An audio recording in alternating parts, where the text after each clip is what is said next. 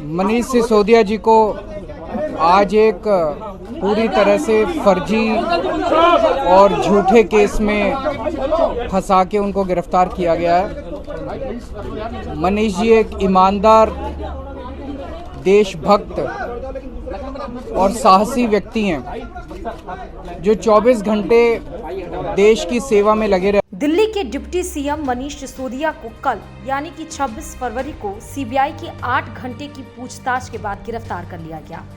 बता दें, मनीष सिसोदिया का आज मेडिकल परीक्षण हो गया। 2 बजे दिल्ली के राउज एवेन्यू कोर्ट में पेशी हुई, जहां सीबीआई 14 दिन की रिमांड मांग सकती है। कोर्ट के बाहर भारी सुरक्षा बल तैनात कर दिए गए, तो वहीं बीजेपी कार्यालय के सामने आम आदमी पार्टी का जमकर प्रदर्शन हो रहा। दिल्ली सीएम अरविंद केजरीवाल लगातार हमलावर है। केजरीवाल का कहना है कि सीबीआई के पास कोई सबूत नहीं थे, पॉलिटिकल प्रेशर की वजह से मनीष सिसोदिया को गिरफ्तार किया गया। दिल्ली डिप्टी सीएम मनीष सिसोदिया की गिरफ्तारी के बाद से सियासी भूचाल पूरे देश में आ गया है। विपक्षी बीजेपी पर भर भर कर आरोप लगाते हुए बोल रहे हैं कि बीजेपी अभी से 2024 के लिए डर रही, क्योंकि जहां जहां विपक्ष की पार्टी है, बीजेपी शाम, दाम, दंड भेद सब इस्तेमाल कर कमजोर करना चाहती। अब आपको ये जानना जरूरी है कि आखिर इतना बवाल मचा क्यों है। कौन सा ऐसा मामला है जिसमें मनीष सिसोदिया सीबीआई दफ्तर के चक्कर काटते रहे।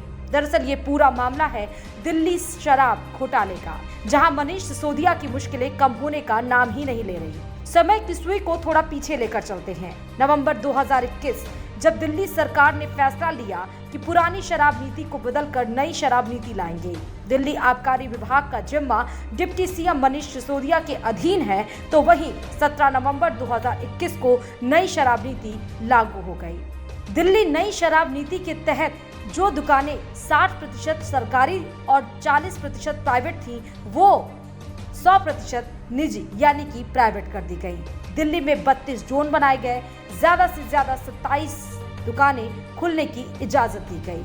इसी तरह दिल्ली में 850 दुकानें खुलनी थी और इस तरह से दिल्ली में नई शराब बिक्री नीति के तहत शराब पर असीमित छूट दे सकते थे लाइसेंसधारी। इसका मतलब कि शराब की होम डिलीवरी और शराब की दुकानें सुबह 3 बजे तक खुले रहने की अनुमति दी गई थी। दिल्ली सरकार ने नीति में इस छूट से आय में 27% पर्याप्त वृद्धि की सूचना दी। सरकार ने तर्क दिया कि नई शराब नीति से सरकार को 3500 करोड़ रुपए का फायदा होगा, लेकिन आम आदमी पार्टी की ये नई शराब नीति सवालों के घेरे में घिरने लगी, जब शराब की दुकान को खोलने के लिए ठेकेदारों को लाइसेंस फीस कई गुना चुकाना पड़ा। दरअसल जिस L1 लाइसेंस के लिए पहले 25 लाख रुपए ठेकेदारों को देने पड़ते थे, वहीं अब नई शराब नीति के तहत 5 करोड़ रुपए चुकाने पड़े। इसी तरह अन्य वर्गों में भी लाइसेंस फीस में बढ़ोतरी हुई।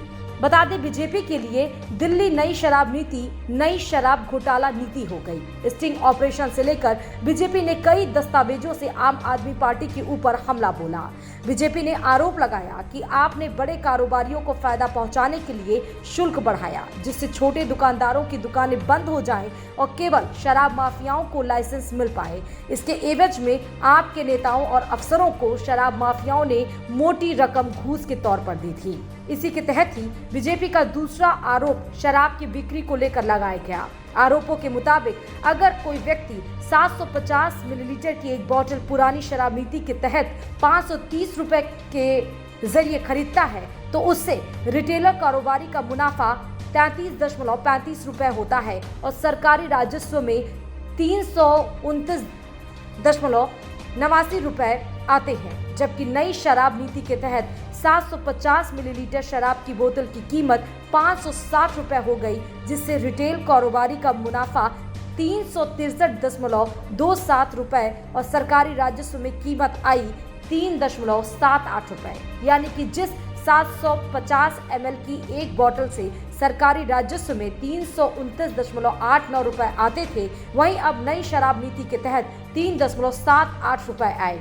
अब जंग इसी बात पर कि दिल्ली सरकार जहां ये बोल रही थी कि 3500 करोड़ रुपए का फायदा होगा, राजस्व विभाग में नई नीति के तहत 27% की बढ़ोतरी होगी, तो ये फायदा तो रिटेलर को पहुंचा था और राजस्व विभाग खाली हो रहा था। खैर, राजनीति है, आज भूचाल तो कल शांत पड़ ही जाएगी, पर मनीष सिसोदिया पर लटक रही तलवार का क्या होगा अंजाम, ये तो आने वाला वक्त बताएगा।